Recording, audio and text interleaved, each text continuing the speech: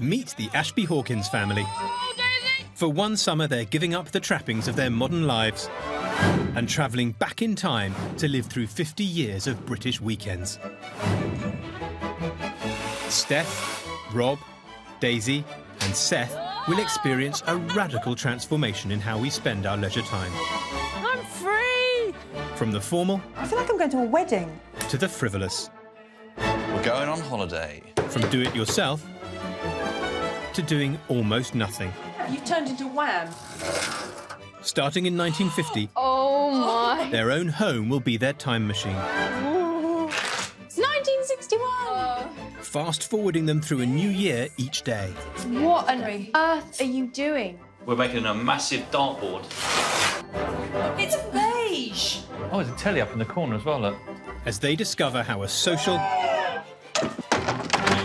technological and spending revolution Oh my God!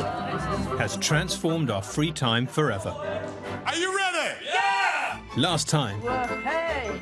the 80s opened up a whole new world of leisure. But what will the technology-driven 90s mean for the family's spare time? Oh, yes! It's a Game Boy.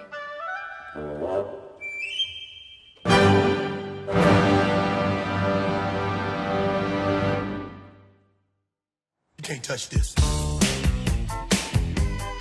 You can't touch this. It's the next leg of our time-travelling adventure. Can't touch this. The Ashby Hawkins chock-full of chintz 1980s home has had a very 90s makeover. Break it down.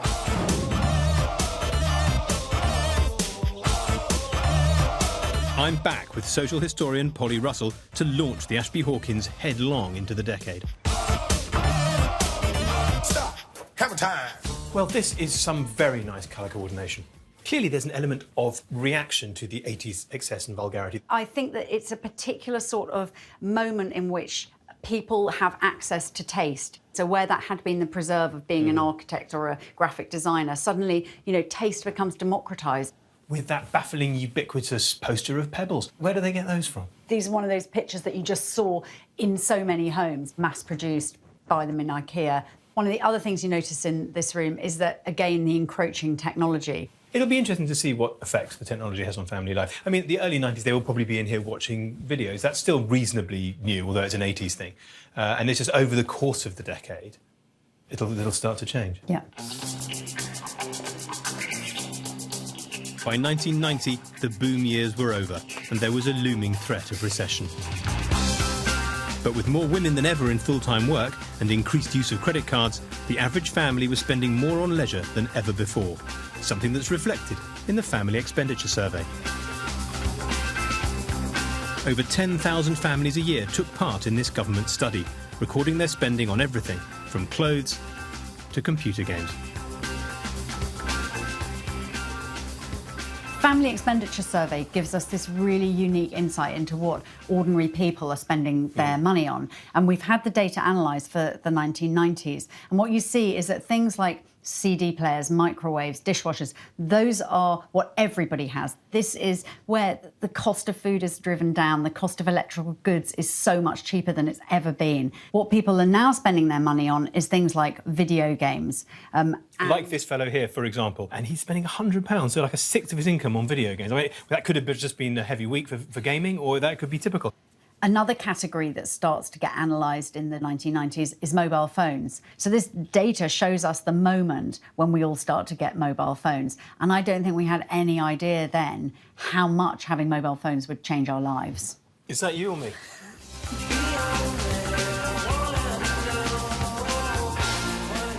Everything the Ashby Hawkins do in the 1990s will be guided by the survey. I don't remember a great deal of the 90s. It was a lot of festivals, a lot of dancing. Yeah, it's a bit of a blur for me. I'm just wondering if the 90s has got great technology. I'm hoping I'll have some of the stuff that is my own stuff and nobody else can use it. I was born in 99, 6 months into 99, and I count myself as a 90s child, so I am very excited about the 90s.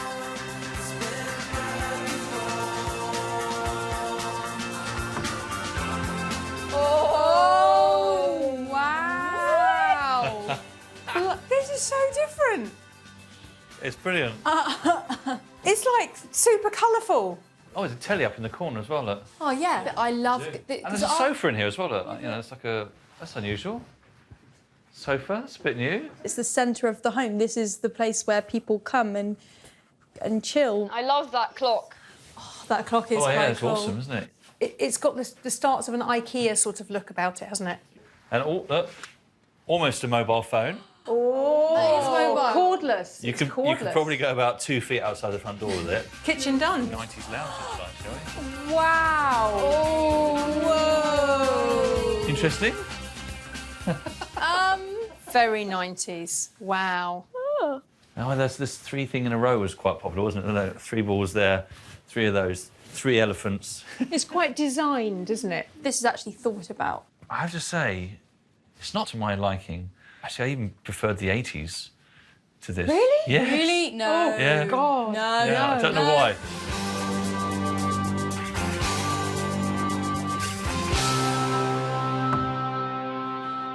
No, Giles? I'm not sure whether you look like Oasis or Blur, or you look like some terrible or wonderful indie band.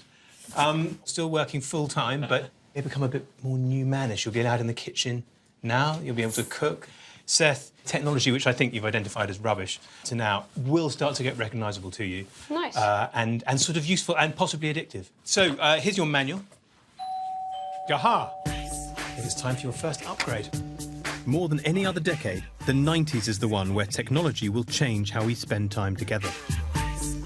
I've arranged a delivery to kick off the decade and give the Ashby Hawkins their first upgrade. Take this thing last. Yep. Okay. Move through the big things upwards. Thank you. Thank you very much. How Enjoy exciting. yourselves. I hope life improves. Excellent. Thank you very much, girls. Cheers. Let's get stuck in. 90s entertainment technology has gone from the shared to the personal. There's a DVD. CD. Discman. Discman. I had a Discman. I think after the excesses of the 1980s and having it all, there's a possibility the Ashby Hawkins will find the 90s a rather subdued decade. But of course it was one that was quite slow to get started. And I know there are big changes on the way. 1, 2. What's the difference between that two? Oh, it plays. Look. We've got a TV in the kitchen, we've got a TV in the lounge. Where's the third telly going to go? Well, I'm thinking maybe against what we normally would do in the modern days, maybe it can go in your bedroom. Oh, his little face! Am I not getting anything? Can I just say I don't feel any sympathy for you whatsoever? I'm going to go and put this in my bedroom. Can we get a photograph of you before you go? So we can remember you by it. In 1960, 30% of homes were without a television. By the end of the 90s, more than half of children had one of their own. Cool. Out with the old. Upgrade was the buzzword of the decade, and electronic gadgets would become almost disposable. And the reason families like the Ashby Hawkins could afford the latest technology? 3 little words. Made in China. Cheap labour and the 8-fold expansion of global container shipping in 20 years meant Chinese manufacturers could drive down the cost of electronic exports. In the late 60s, a colour TV cost the equivalent of £3,000. By 1990, they were less than £200. As well as all that technology, I've left them with another classic 90s form of entertainment, a role-playing murder mystery dinner party game. But remember that no one will prove to be quite what they seem. Da, da, da. They were so popular in the early 90s that one maker sold 100,000 sets a year. It talks about setting the mood and setting the scene, what music you should be playing, dinner menu and wine, and we need red and white and beer and plenty of it. It says that. Rob's been dispatched to the off-licence. But in the early 90s, another option was to go on a booze cruise. Vive le Plonk. British supermarkets are crossing the channel to cash in on the dash for cheap drink. 30 years earlier, a day trip to France to go shopping would have been unthinkable. But in the 90s, 9 out of 10 passengers crossed the channel, bought duty-free booze, and got straight back on the boat.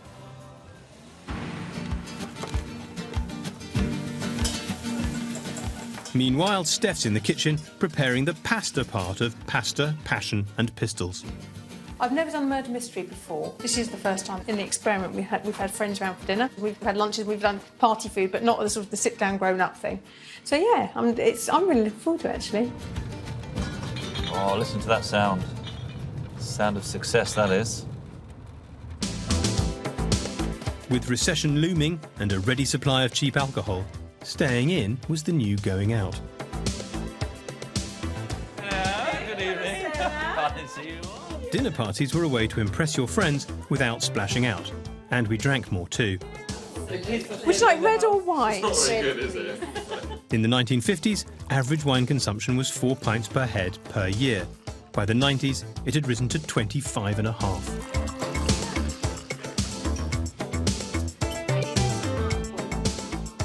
All that wine helped you get into character. You can't see what you are, stupido. This is very bad. If the son has no respect for his father, he does not learn right from wrong. Murder would be nothing to such a boy. Even though Papa never listened to me or tried to learn. I have no idea what they're doing in there. It's probably really embarrassing, so I don't want to know.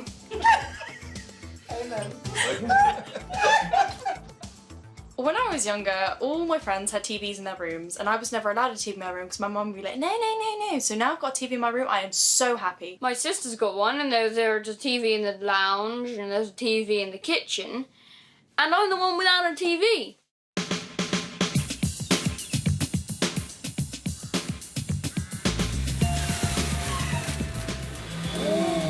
It's another day, and for the Ashby Hawkins, a whole new year. It's a lot of gadgets, actually, isn't it? Just for one meal. There's kettle, toaster, coffee machine, juicer. 4 different gadgets for one meal. Come on. All right. You'll be late. I'm coming. Got to switch all the gadgets off. I've sent Rob and Steph to a destination on the brink of becoming a major 90s hangout. In the 1990s, chains like Fitness First and LA Fitness hit the high street. Why jog around your local park when you could pay to join a private gym and enjoy everything from aerobics to personal training? So I'm like, I fall Now, apart. where is those 2 people that I like to see? Oh my God. Goodness, I need your body, you 2. Yep, I know, I'm the man. I'm here. How are you?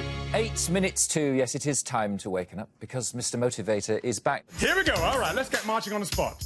Rob and Steph's instructor started out as a personal trainer before finding fame on breakfast TV, where he introduced 3 million viewers to the joys of working out. All right, pick it up and down. Yeah. So, here we are in the 90s. Gym business, huge business. Every single fad came along. But it was all to do with the fact that you could make so much money from it. You know, when we look at stepping, for example, that was a big thing in the 90s. Now, how are you at stepping? It's hard. I've never stepped. You never stepped? I've never stepped. From the top, you ready? Are you ready? Yeah! We're ready. Everybody go, hoo-ah! Hoo-ah! You got it. After 5, 6, 5, 6, 7, 8, go! Oh, wrong leg. Sorry. Left leg. Left leg. Right leg. It's okay. It's all to do with rhythm, my darling. You see, look at him. He's so Fred Astaire. He's got all the rhythm. Here we go. So right leg goes on. Right, then left. Exercise was no longer just a leisure activity, it was a whole new leisure industry. You're doing good. As the fitness market boomed, the fight was on to find the next money-making exercise equipment fad. The Step was a top seller.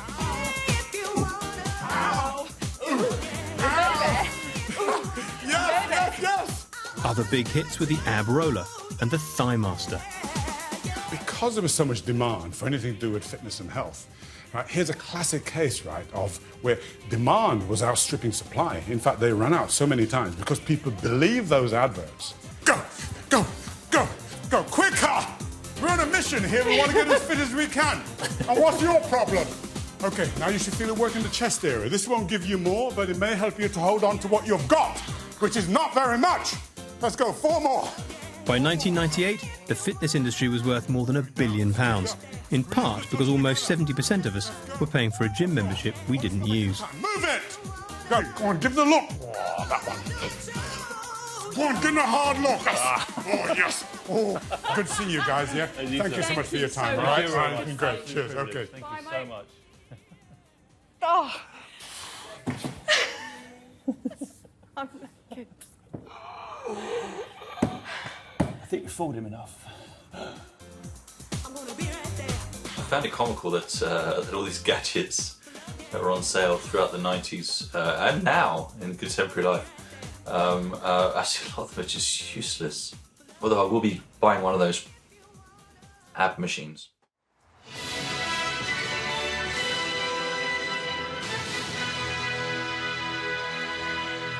A clear victory for the Conservatives. They become the first party this century to win 4 elections in a row. It's 1992, and there's company at the breakfast table. Defeated by the voters of Bath. Watch the telly. With a TV in every room, you could have it with your breakfast, lunch and dinner, and even in your bed. Will Mr. Kinnock resign? Widgeons was speaking a lot less this morning. Because the box is on, isn't The it? telly's on.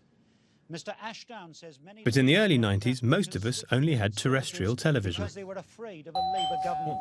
The door. Ah, good morning. Ta-da! Steph, Giles is here. Come in. Not just Giles, but Giles Wow. Whoa. with new TV channels. You've got a satellite dish. You're going to get international excitement, football, European films. You know.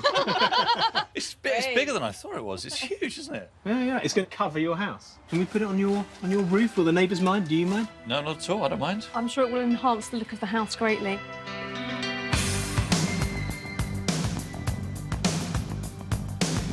The Family Expenditure Survey shows that people were prepared to fork out for a satellite dish. Like this man from North Yorkshire who spent £110 on his.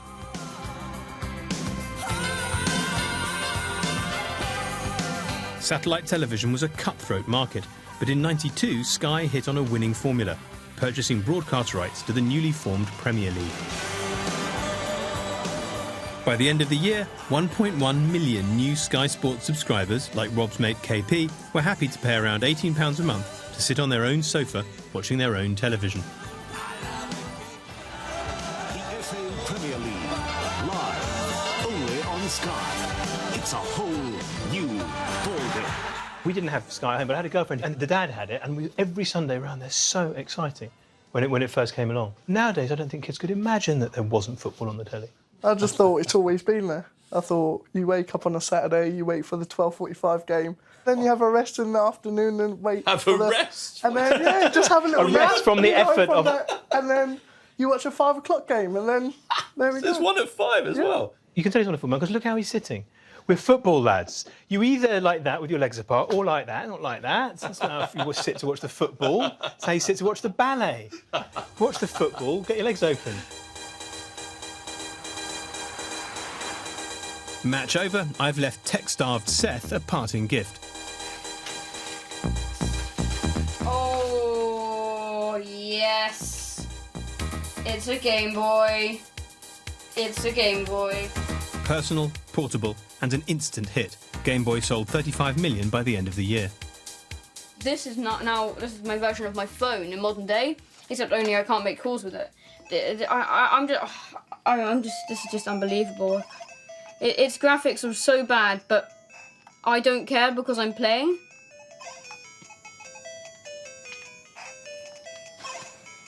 No, stop placing them. I don't have enough time to place them. In the 50s, Steph's day was dominated by household chores, but with Seth happily occupied, Daisy embracing her teen spirit, and Rob cooking dinner, she can indulge herself in her newfound free time. The idea of me time doesn't come naturally. I always feel really disconcerted if I'm sitting around doing nothing, like I've missed something important. So I'm not great at it, but I'm going to give it a go with this. Yeah, it's weird. I'm going to try this contraption next, which is a facial sauna. This smell does remind me of having massages and things. And that whaley music they always play. Right, I'm going in. Oh my God, it's so weird. Rob, I've got something for you to try. It's the only thing that's good. I am your father. It's the best thing.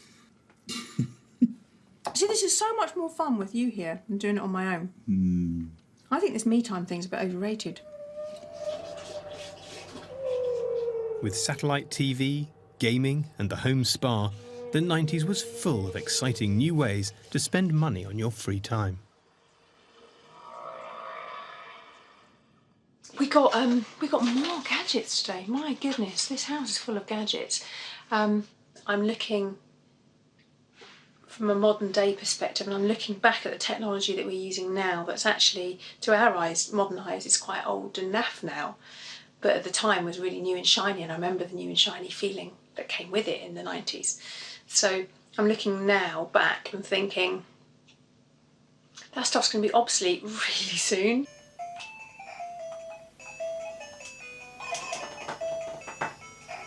Doing my diary.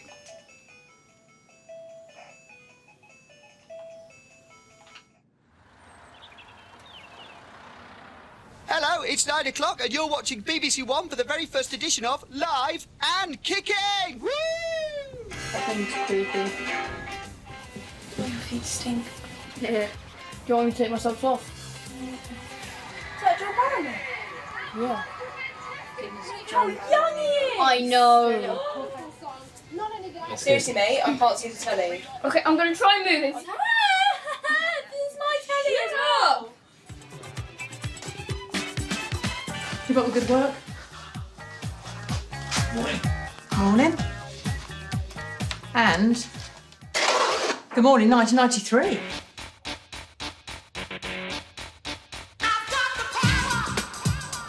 In 1993, the big story in technology was a battle between two video game giants. Gaming was no longer a niche market. Sega's Sonic the Hedgehog and Nintendo's Super Mario fought it out for global domination. I'm sending Seth the rival consoles, delivered by his best friends Harvey and Max. You guys look like idiots. We do. It's great. Hello? Hello? You good? Okay, so that's how you jump. In 1993, video games show up on the Family Expenditure Survey for the first time. Like this 28-year-old man from the southeast, who spent £100 on video games in 1 week. He wasn't alone. In that year, these two games combined sold more than 16 million copies. Sonic the Hedgehog! Oh, wow. Harvey's already dead. It's a long way from 70s Pong No! and the 80s home computer. Back.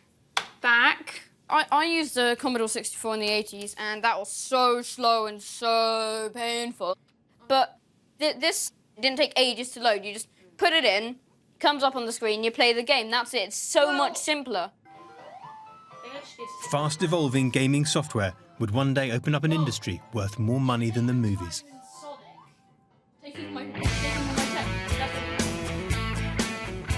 Leaving Daisy and Seth at home, Steph and Rob are stepping out to try a classic 90s dance craze that gave exercise classes a run for their money. Billy Ray Cyrus's hit Achy Breaky Heart spent 6 weeks in the top 10 and brought a little bit of Nashville to the British Church Hall. Are you ready for the achy breaky heart? Yes! 1, 2, 3, hit. 1, 2, now forward.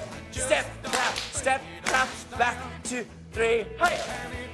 Okay, you got it. He's got it. Why haven't you got it? Line dancing was a big hit with the mums and dads, but the 1990s youth scene was dominated by a different sort of dancing. I'll get it. Daisy's too young to go out clubbing, so I've sent the rave to her, together with 90s superstar DJ Anne Savage. Hello! The 80s rave scene had moved from illegal gatherings in fields to new super clubs like Ministry of Sound and Cream.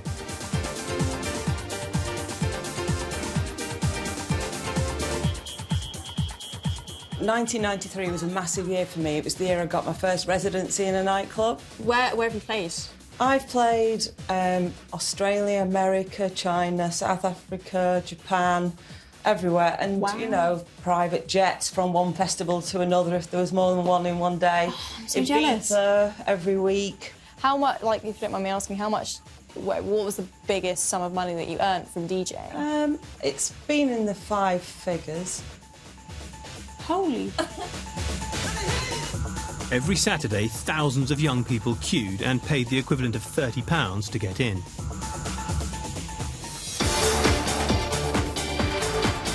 This is Daisy's mini ministry.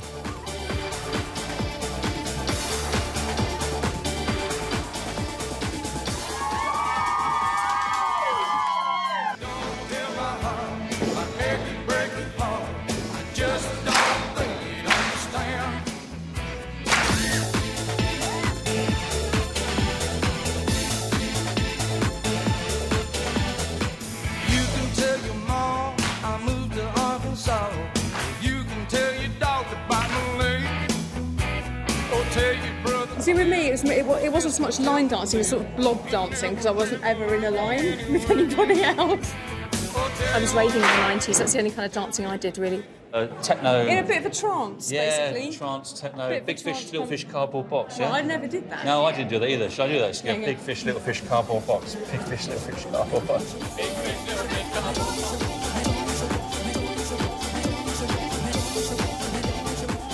The 90s is awesome. It's for young people, it's for dancing, it's for having fun, and it's not serious like the 80s. It's just like embracing life and enjoying it.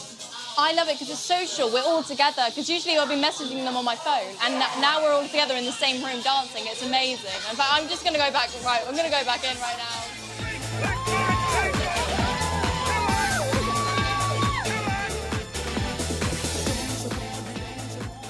Definitely through the 50s, 60s, 70s, 80s, 90s, there has been that continuous thing about teenagers having that music as their, like, freedom, their way of freedom.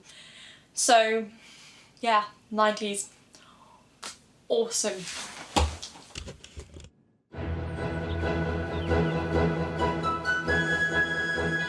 Hello, good morning, and welcome to Breakfast with Frost. On the programme... It's Sunday, 1994. and I've sent the Ashby Hawkins something that will transform their leisure time forever. You can You're go. looking at me, so I'll go then. I suppose I'm nearest the door. Fair enough. There you are. I've got a package. Whenever you're ready. You lot are going to be so jealous. You're going to be Whenever so you're ready. jealous. And now. Whenever you're ready. Oh! I got a mobile. Hello? Can I have a go?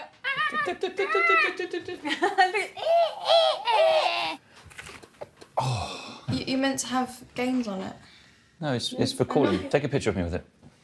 Oh, you can't! So legit, it literally is just for calls, so it's not... Duh. So it's a proper phone, It's not... a mobile phone. So Previously the preserve of the wealthy, by 1994 cheap mobile phones were flooding the market. Life without one would be unimaginable now, so Polly's come to meet Charles Dunstan, founder of Carphone Warehouse, to find out how they became so indispensable. When it all started, everyone just imagined that it would be a business tool. When Vodafone, there were two networks at the beginning, Vodafone and Cellnet. Vodafone, everyone thought they were crazy. In their application, they said they thought ultimately there could be 600,000 mobile phone users in the UK. That was the extent of people's ambition. And that seemed outlandish. People thought it was absolutely crazy, yeah. Of these phones, which one was the one that was really picked up by sort of everyday consumers? You know, people using them So that one, recreationally? the Nokia 2110, that was Right. like the Volkswagen Golf of mobile phones, if you like. And how many of these do you know sold? I think someone said 20 million of them Right. of those were sold. They look funny. This is such a revolution to have these, and people think modern smartphone is amazing, and it is absolutely amazing, but it's actually not as amazing as this was, just the concept that you could always be in touch wherever you were. when I was your age with my mates, we'd arranged to meet somewhere, and we'd arranged to meet at the phone box in the corner of whatever at 1 o'clock. And that was it. That was the way that you made arrangements. Your time. And you'd keep to your time. Or... Oh, excuse me. Hello. Hello, Polly. How are you doing? Oh, it's great. I'm sitting here at the breakfast table, rudely talking to you and ignoring everyone else. It's brilliant. Exciting. We'll see you at Lakeside at 11. And if I get delayed, I'll call you on your mobile. Woohoo! 1994 saw the passing of legislation that changed our weekends forever. Sunday in England and Wales will never be the same again after last night's Commons vote, and the Church of England is worried about the impact of new Sunday trading on the nation's spiritual and physical health. So we walked along this route. In our Sunday best. In our Sunday best. And then we went there, to the church. Right in there. Right there. In there. That's strange. It is really... It's really strange that I we're have not to there say, now. I felt very uncomfortable going to church, not being religious, and I feel much more comfortable shopping. By 1994, with the ready availability of credit, 10 times as many people were going out shopping on a Sunday as were going to church.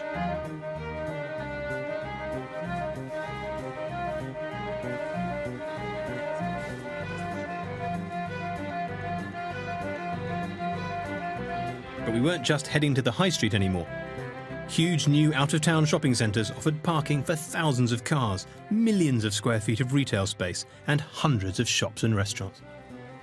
Is this the first time that you've been to Lakeside Shopping Centre? I've been before once. When did you come? Not long after it opened. Why did you come? Christmas shopping and pure curiosity really about what this huge new shopping mecca was really. And it was huge. Yeah, because in the 1990s, this is really the decade when shopping and consumption become the way that people spend their time. And the way that we're shopping is being shaped and controlled and interpreted by consumer analysts. These spaces are clean and safe and ideal for families. There were rules in some of these shopping centres. You couldn't wear hoods. I mean, you can't come here and beg. There's a degree of social engineering going on. So where a high street organically grew up over years and decades and centuries, this space has been very carefully planned to make sure that you spend maximum time and maximum money. The 1990s see an explosion in service industry jobs and a decline in manufacturing jobs. And that is why today, Daisy, you're going to go and work in a shop. You're going to be part of the retail industry. New shopping centres like this one were significant employers. Welcome to Flutterby's, here's your penny. Thank you. Today, as your first task, can you do some sweeping for me? Yep. In the mid-1990s, around 40% of teenagers had a weekend job, compared with just 20% now.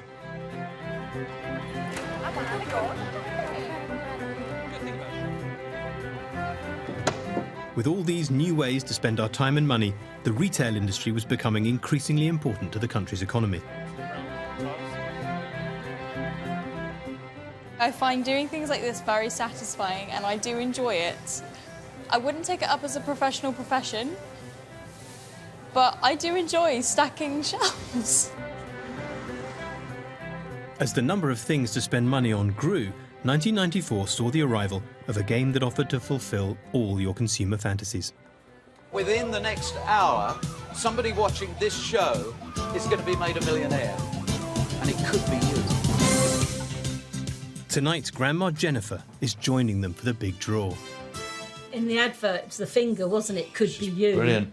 Yeah, love it. Absolutely love it. I was so excited about it. It wore off after about 2 weeks of not winning. But at the time, I was like, yes, here we go.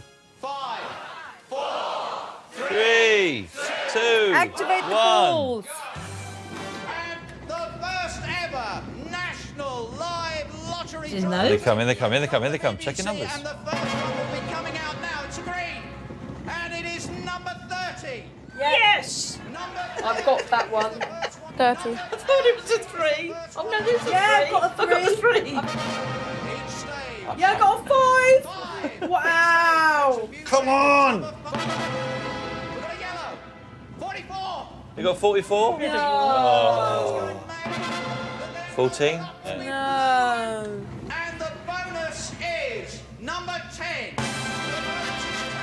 So we're not millionaires, so let's see what's on the other side, shall He's we? off already. 22 million people watched the first national lottery draw, but by the mid-1990s, family viewing was no longer the default leisure time activity. Instead, personal technology dominated. Flip.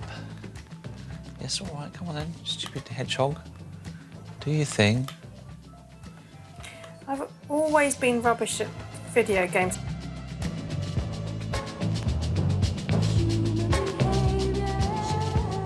I miss my children, I have to say. And we've been replaced by gadgets and electrical toot. That felt weirdly normal. I felt like this was the closest to contemporary life. I knew something like that would happen, but I didn't really expect it to happen so early in the 90s.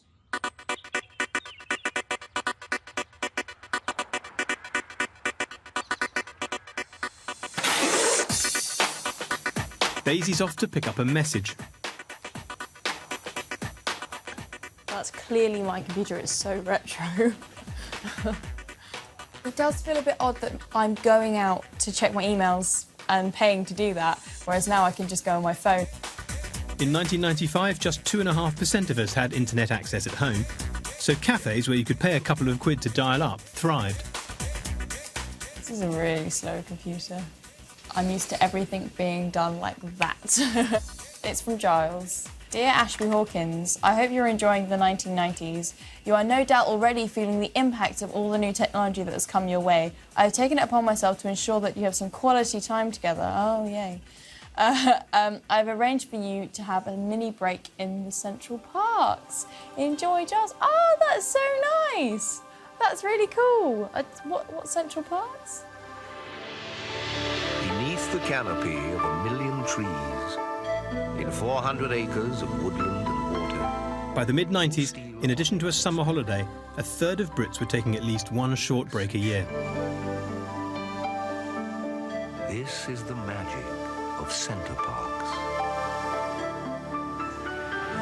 Opened in 1994, this new resort tapped into the mini-break market. Some of the activities have changed, but the principle is still the same. A secure environment where families can enjoy quality time in the outdoors.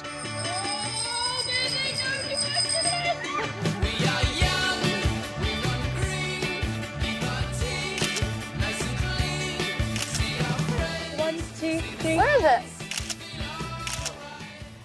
We're lost. Safety was a big part of the appeal. I exceed the height. With more cars on the road than ever before, and saturation media coverage of some high-profile crimes, the outside world felt like an increasingly dangerous place. For goodness sake, keep tight hold of your children. And these fears had an impact. In the mid-90s, only 9% of parents let their 7- and 8-year-olds walk to school on their own, compared to 80% just 2 decades before. Places like this offered your children the chance to run free and face only the right kind of danger. Oh my God, it's amazing! 3, 2, 1, go, go, go, go! Am I supposed to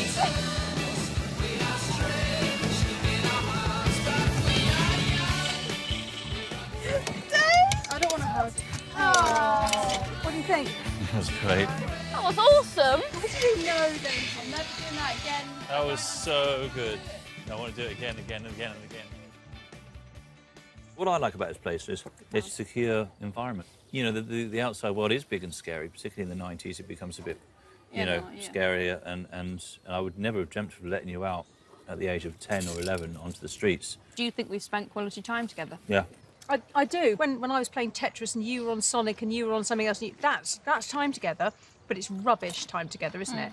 But quality time together is actually where we're interacting. Yeah. This place gives it to you on a plate, but the point is it's a contrived thing. It's like the equivalent of the shopping centre, isn't it? And before that quality time phrase was invented, places like this didn't exist. No.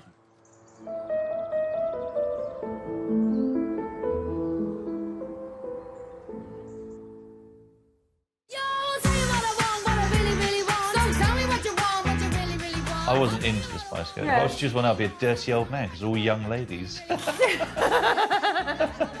I feel like they're like your guilty pleasure. Not Like true. my guilty pleasure is like Taylor Swift, and then your guilty pleasure is the Spice Girls. It's 1996, and I've sent the Ashby Hawkins another upgrade. What is it? Whoa, they're huge. Having technology is no longer enough. What matters now is having the latest. Look at that. Including a brand new home computer. Compact, isn't it?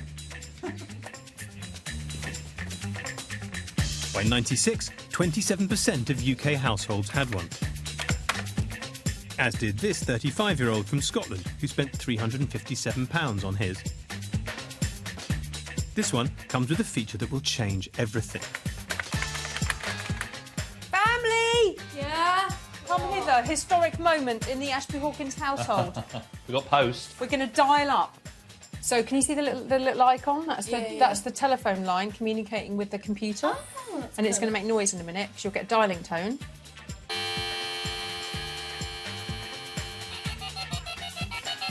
That's quite cool, actually. That's the data streaming down the line, that noise. So we're now connected to the internet. Oh, check that out. That is retro. Today, there are 1 billion websites, and we average more than 3 hours a day staring at them. That is the address of the very... In 1996, there was little to do online, and it was hard to imagine then that to Google would one day be a verb. What do you think, though, about the way it looks and what's in it? Slow and boring and simple. You keep asking for more tech, and when you get it, all you do is complain about it. I don't understand you, mate. Can I have a go? Yeah, of course you can. I'm going to go make some food. I'm going. How are you not I'm excited? amazed I at that, am so Steph. excited. Oh, it's brilliant. It's gone from a typewriter to this. Rob and Seth may be underwhelmed, but the internet has made its first move on family life.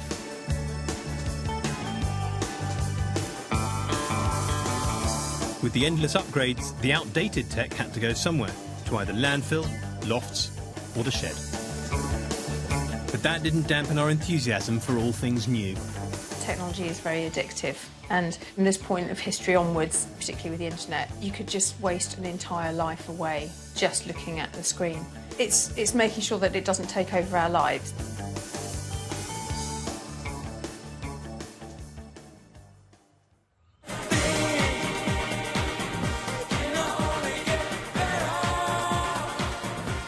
"1997 was a big year for Britain.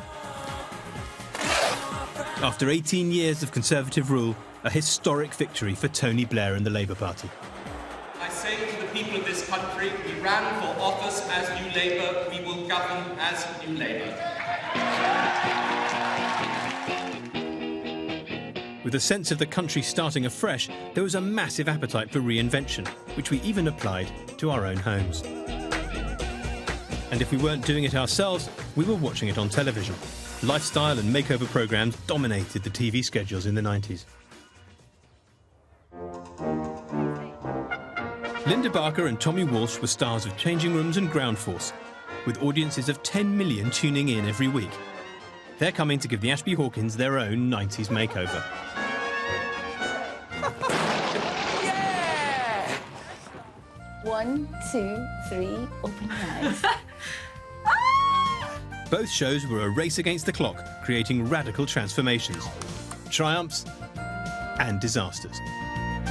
I think we just have to put our hands up on this one. Oh my God, Steph! Linda and Tommy, hello. How lovely to meet you. Tommy. In good changing rooms fashion, we've got the shirts. What about the shirts? So, Team shirts. Yeah, Rob, do you fancy red? Thank you very much. And Daisy, Thank and you. you guys can be in the orange team. Because it's competitive, you know. Daisy and Rob are with Linda, giving the living area a cool Britannia twist. I am bursting with excitement right now. This is so cool. I mean, I've got Tommy Walsh in the back garden, and I've got Linda debacle to myself. It's absolutely fabulous. What more could I ask for?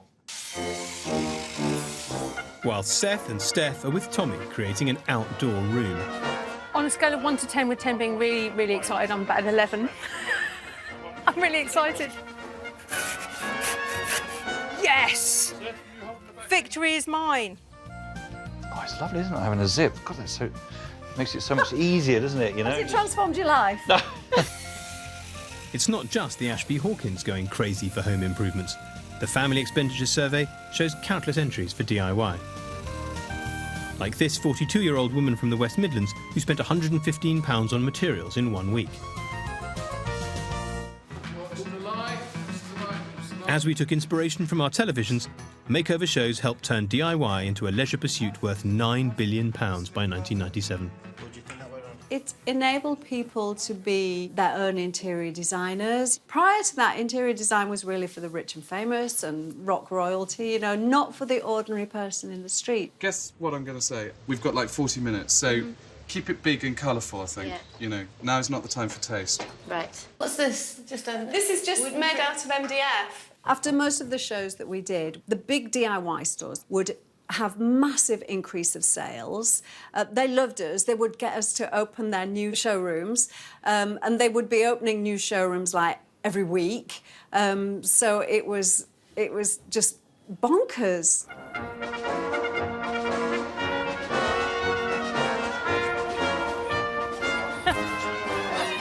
We had a regular slot on a Friday night. And then everyone would then go to the garden centre on a Saturday and a Sunday asking for all the stuff that they'd seen on the show the night before. And there was a real problem because all the merchants, they had to try and guess what we were doing, you see. It was no coincidence that in the space of 3 years, B&Q's annual decking sales went from £5,000 to 16 million. It made a fundamental change to the way people spent their leisure time.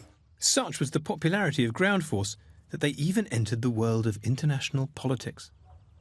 From the Ground Force team, in the garden of, and I still can't really believe I'm saying this, Wow. Nelson Mandela, from Mr. Mandela and the Ground Force team. Till next You time. can't believe it. It's even more for me. My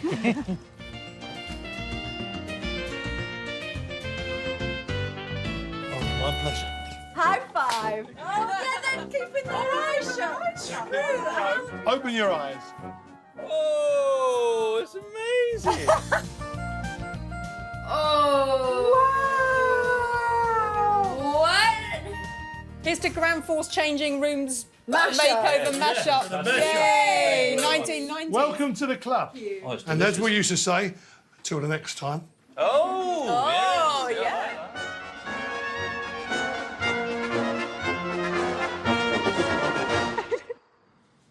Home improvement or DIY. Not really my thing. Just look at that. Look at that on my head. That's not amazing DIY.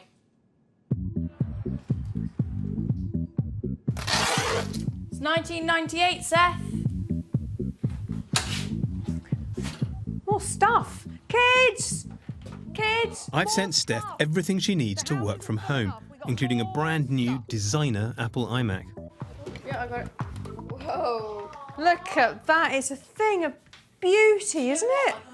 Oh, look. No. Launched in May '98, it sold 800,000 that year, So they're bringing beauty. which is one every 15 seconds. Out with the grey, boring old. We only got that a couple of years ago. That's, No, seriously, that's what we happens. got that like 2 years ago. Now we're getting a new computer.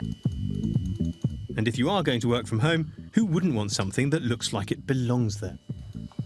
It feels much more like what I'm used to in modern day, which I guess for its time was a real step forward. I mean, we've got a Linda Barker designed kitchen now, and now we've got a lovely computer that doesn't look out of place. It's almost turned it into a sort of a design statement piece of furniture, as well as it being a computer.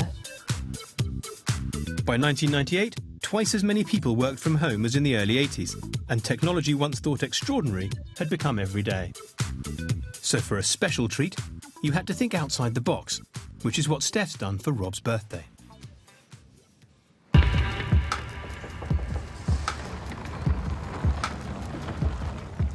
Experience gifts like this were a 90s innovation.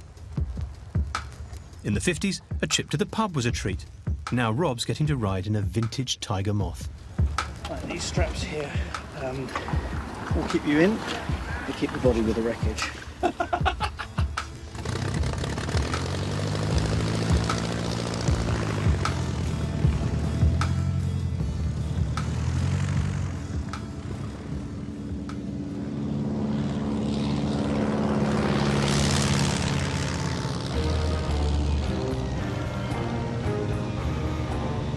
The company that started them sold 22,000 experiences in 1998 and kick-started an entirely new form of leisure.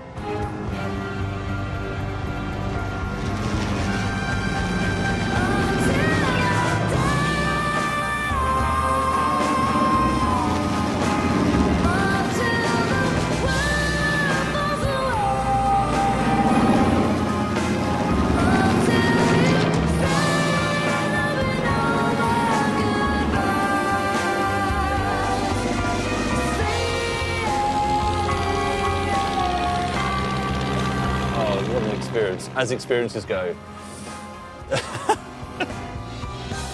It's hard to put into words how fantastically brilliant that was. I mean, it's just, yeah, it was just the smoothest plane ride I've ever had in my life and the most exhilarating thing that I've ever done.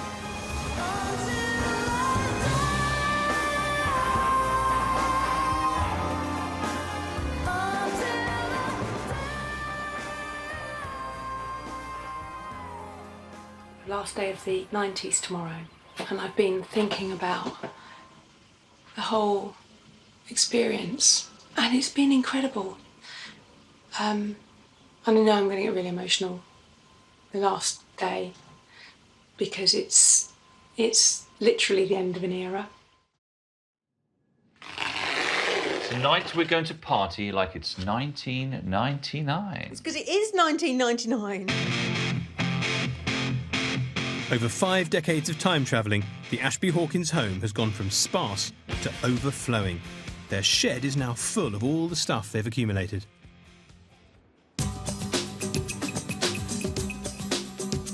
Luckily, in the 90s, some savvy businessmen came up with a solution for our storage woes. I'm meeting James Gibson, who founded Big Yellow Storage. Why do you think in the 90s Britain suddenly started to need storage space like this? Rising house prices in the 80s and 90s did lead to people beginning to invest in their homes more, whether they were doing lofts or extending. They're taking storage out of their houses, and we're providing just an extension to their home. Why do they need to store it in a special space? Why not in their homes? Part of what they're storing will be emotional, stuff that they have an attachment to, but part of it in these very small rooms is stuff you want access to, but you don't necessarily have to keep in your flat or your house 24 hours a day. And, it wasn't until we started filling this store up, after a week or two, then they start signing license agreements, putting locks on doors, that we really knew we were onto something. I'm back with my final delivery of the decade. Giles! Hello, Rob. Hello, sir. How are you? Take me to your shed. You don't mind if I open your shed? No. Help yourself. The newly blue shed. Look at all this stuff. You Please. finished with it. Yeah. And there's nowhere to put it. No. This wouldn't have been a problem for people in the 50s. No, of course. They knew the value of possessions. Luckily, what we have here is the key to a self-storage unit. The kind of houses we live in today, the size of houses, are not designed for the amount of stuff we now have. So people who lived in sort of Downton Abbey, there was always a loft and an attic and a wing to lob it in. But in a normal terrace urban house, there just isn't room. No. And you can't throw it away, so you sort of punt it into the future. Yeah. OK, look, Steph, you have the key. It's the 90s after all. You have the hard stuff. Thank you very much. For boxing up. Get on with that, and I'll see you later. Thank you very much. Goodbye. There's a nice pair of puppies. Remember this? Huh? Remember this? Cabinet. I don't see it. IBM monitor. Where's Seth?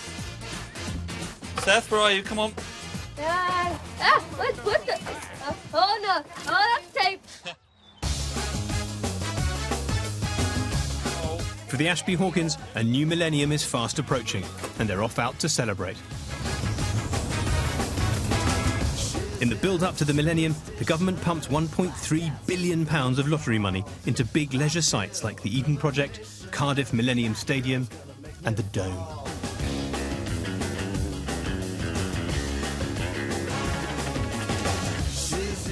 Oh, you're here! Oh, Happy New Year, everyone. So it's December the 31st, 1999. It's the last day of the old millennium. And what better place to celebrate it than on the London Eye? It was opened that night by Tony Blair, although General Punters couldn't go on it till March. We are not General Punters, we are special. We are going to celebrate on there. So let's go and tear it up.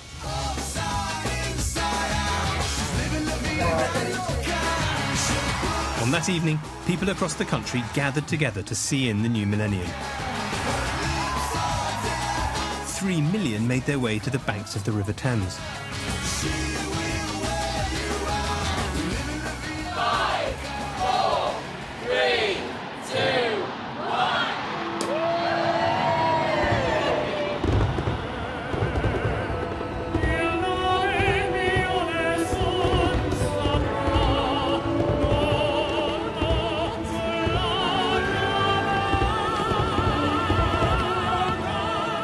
Cheers. Welcome to the new millennium. Hurrah.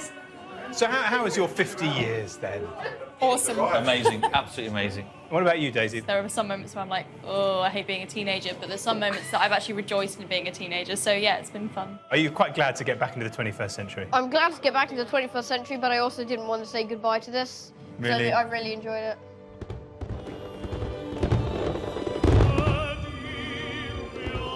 What shone out of this whole experiment, it's all about people, isn't it? It's about spending time with people who you care about and having the freedom to choose the stuff that you do. Oh my God, it's amazing! I think what it's done, it's laid the foundations for us when we go back to our contemporary life to spend longer with our family, because we weren't. And it's opened our eyes up as to what we're going to do when we go back to our modern lives. I'd probably take away this whole being a proper teenager thing, and I'm slightly envious of the previous decades teenagers, because they're proper teenagers, whereas we just stare at our screens the entire time. So I really will miss that.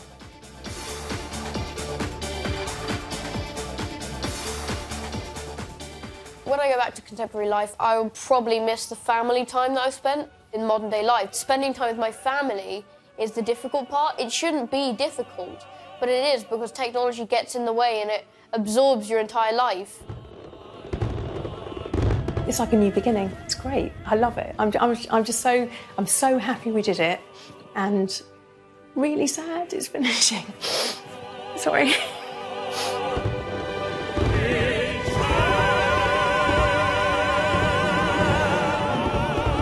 In just a few short weeks, the Ashby Hawkins have gone from 1950, a point at which leisure barely existed, to 1999, with its dizzying array of choices for our free time.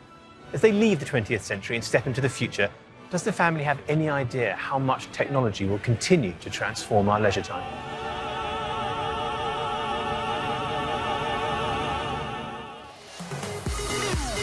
Next time, will technology in the future free us I've got control of it, but it's going the wrong way! Whoa! or constrain us? You spent 7 hours and 15 minutes on your phone that Sunday.